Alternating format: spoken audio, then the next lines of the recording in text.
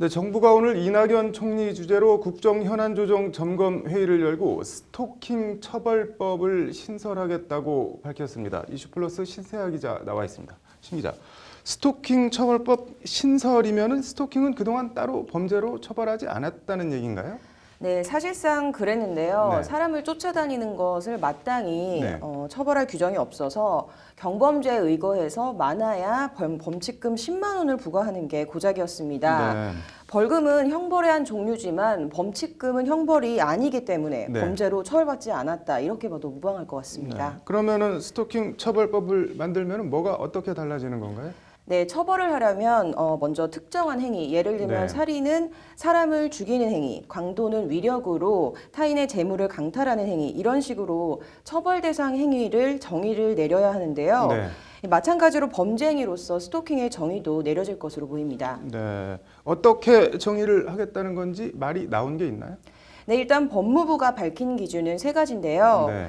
먼저 정당한 사유 없이 상대방 의사에 반해서 이례적이 아닌 지속적, 반복적으로 따라다녀 상대방에게 불안감이나 공포감을 주는 행위를 스토킹으로 정의할 계획이라고 밝혔습니다. 네. 이 조상철 법무부 기획조정실장은 네. 해외 사례를 두루 참고했다고 밝혔습니다. 네, 뭐 그렇다고 하더라도 뭐가 됐든 아무 해코지도 안 하고 그냥 좋아서 따라다니는데 그런 것도 처벌해야 되느냐 뭐 그런 반발이 나올 수도 있을 것 같은데 어떤가요?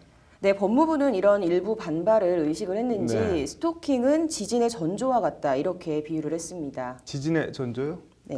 그게 무슨 말인가요? 대개의 경우에 이 네. 스토킹은 따라다니는 데 그치는 게 아니라 네. 이 결국에는 범죄, 그것도 단순 폭행을 넘어서 네. 납치, 강간, 살인 같은 이 끔찍한 범죄로 이어질 가능성이 높고 네. 실제로도 그런 사례가 많다는 건데요.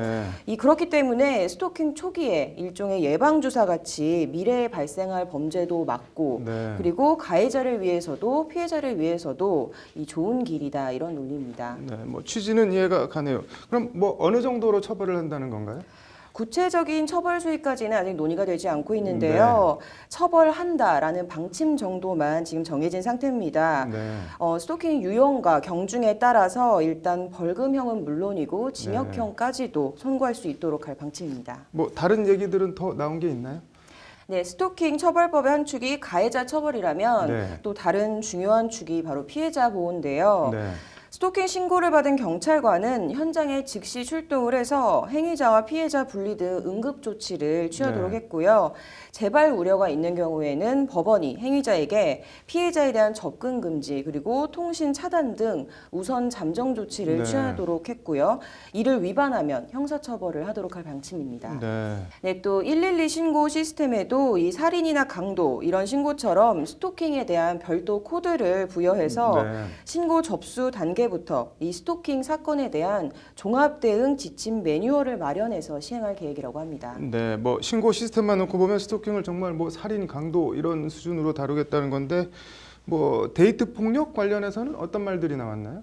네, 데이트 폭력 관련해서는 이 스토킹에 적용되는 사안들이 거의 네. 동일하게 적용이 된다고 보시면 되겠습니다. 네. 신변보호 대상자 등록 및 경찰서와의 이 한라인 구축 그리고 유관기관과 연계해서 심리 및 법률 상담을 네. 제공한다는 등 이 원스톱으로 관리 또는 보호를 한다는 방침입니다. 네, 뭐 낭만으로 생각할 수도 있겠지만 뭐 나는 좋아서 하는 일이지만 상대는 싫거나 뭐 무서울 수도 있으니까 적절한 선을 지키는 게 필요해 보이네요.